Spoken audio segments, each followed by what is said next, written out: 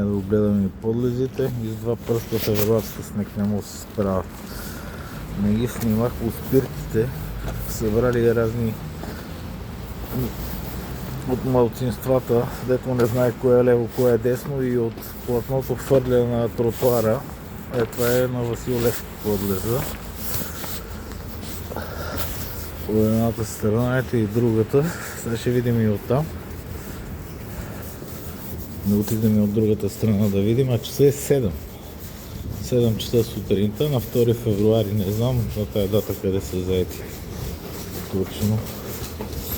И ето и там непочистено за количките с деца.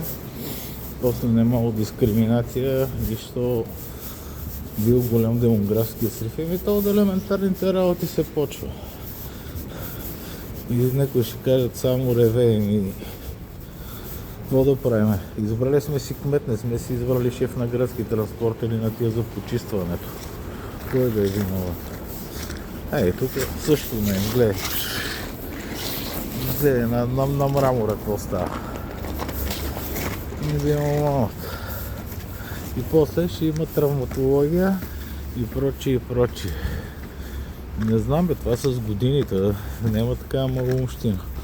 Някакви бати милионите се хвърлят, стотици милиони за почистване на столицата и няма, аз не знам къде отиват.